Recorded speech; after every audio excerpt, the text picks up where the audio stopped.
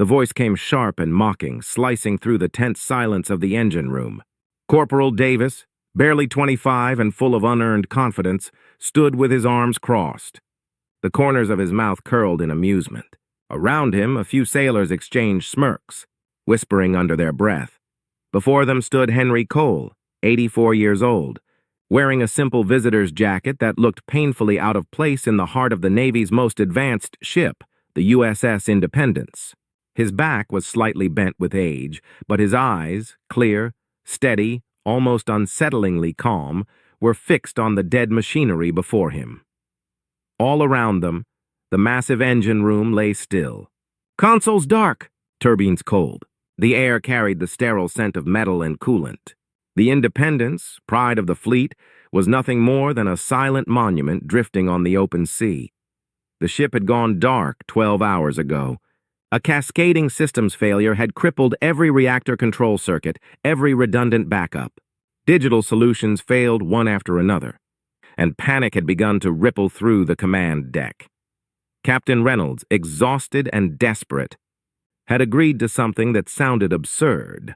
A retired engineer from another era brought down to the engine room by his grandson, Ensign Blake, in the faint hope that maybe, just maybe, he might know something the manuals didn't. Now that old man stood there, surrounded by machines a lifetime more advanced than the ones he'd once served. To the young sailors, he looked like a relic, fragile, irrelevant, hopelessly outdated. Lieutenant Commander Harris, the ship's chief engineer, pinched the bridge of his nose.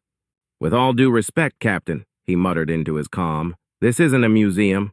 We need a fix, not a ghost story." Corporal Davis chuckled. "What's he gonna do, sir?" "Hit it with a wrench?"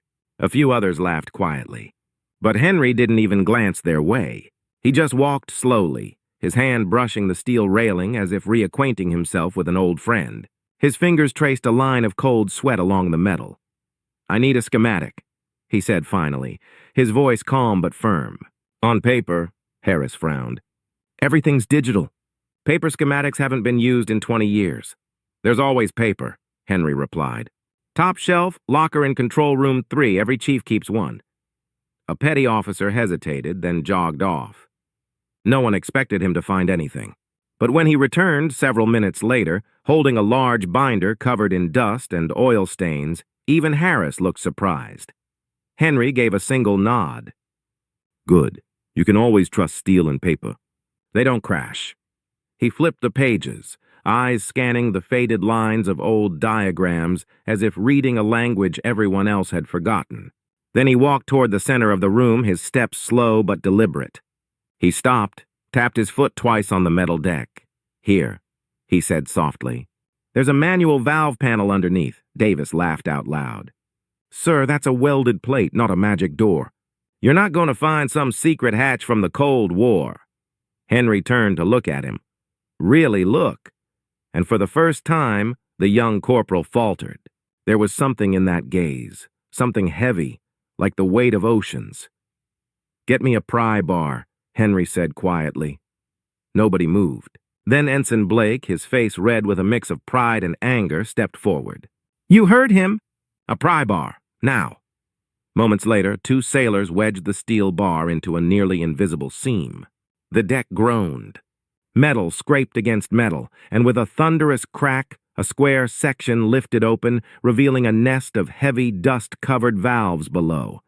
The room fell into stunned silence. "No way," one of the engineers breathed. Henry knelt, his joints creaking. "You see, boys," he said, running a hand over the red handles, "the Navy never really gets rid of the basics. They just forget where they're buried." He began to work, slow, precise, methodical. Each motion carried the muscle memory of decades. His hands trembled slightly with age, but never hesitated. "Get me a pressure gauge," he said. "And an old-line phone, one that runs off direct power." Davis rolled his eyes. "We use encrypted comms now, old-timer." Henry smiled faintly. "And they all just failed, didn't they?" The sailors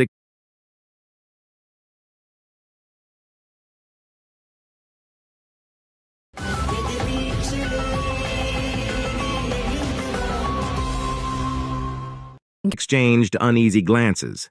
As Henry twisted one of the old valves, a faint metallic clunk echoed through the deck. He paused, reading the vibration like a doctor feeling for a heartbeat.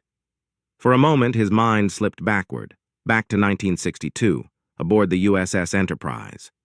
The memory came not as thought, but as sensation. Heat, noise, blinding red lights, steam hissing through ruptured pipes. A young man, shirt torn, crawling through a service tunnel barely wide enough to breathe in, forcing open a valve with bleeding hands as the world shook around him. He blinked, and the memory vanished.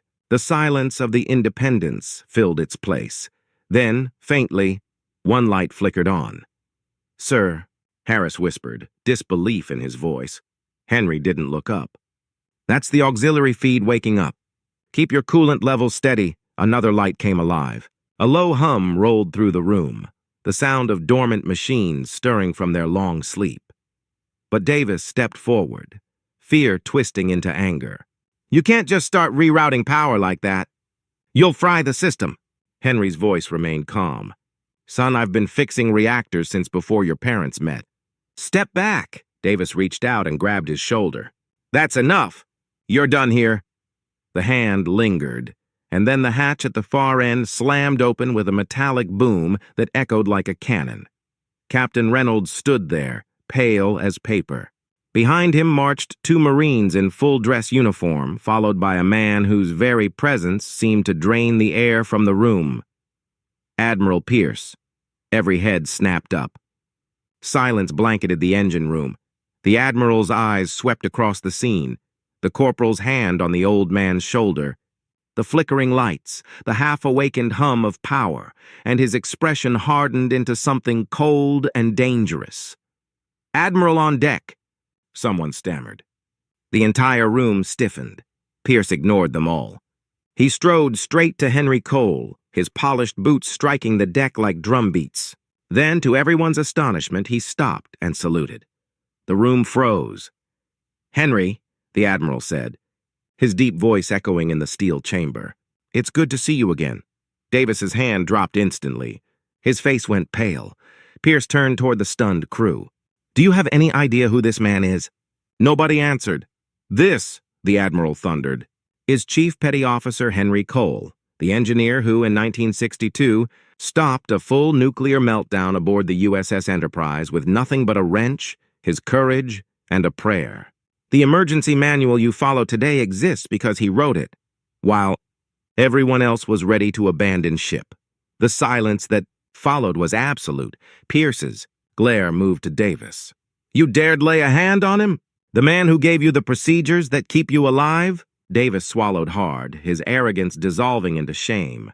"Sir, I didn't know." Henry finally spoke, his voice low and steady. "He's just a kid, Admiral. I was like him once. Thought I knew everything. The Navy teaches humility the hard way." Then, softly, "Respect isn't about age or rank. It's about what you do when the lights go out." He turned back to the console, the entire room watching in reverent silence. From his pocket, he drew a small brass key, its edges worn smooth by time. He found a nearly invisible keyhole among the panels and slid it in, a deep metallic click, and then, with a sound like thunder rolling through the hull, the USS Independence came alive. Lights blazed across the walls. Turbines roared. Consoles lit up green one by one until the room pulsed with power and life. The crew erupted in stunned cheers. Some had tears in their eyes. Henry just smiled faintly. "Never forget," he murmured, "that machines have souls too, if you listen closely enough." Weeks later, under a bright blue sky, the entire crew stood assembled on the flight deck. Admiral Pierce pinned the Navy Distinguished Service Medal to Henry's chest. From that day forward, every new engineer in the fleet would be required to study the Cole procedure, a hands-on training standard reminding them that behind every machine is a human heart that built it. Months later, in a quiet diner off the coast, Henry sat sipping tea, reading a newspaper. The bell above the door chimed, and in walked Corporal Davis, no longer smug, just humble. He hesitated, then walked to the counter. "Sir," he said softly, "coffee's on me." Henry looked up, a smile creasing his lined face. "Thank you, son. Sit down." Tell me about yourself." And in that small, unremarkable diner, two men, one who had built the Navy's heart and another who had finally learned what respect meant, sat together as equals, because true heroes don't seek glory. They keep the lights on when everyone else gives up. Hello and welcome to First Post. With me is Dr. K.V.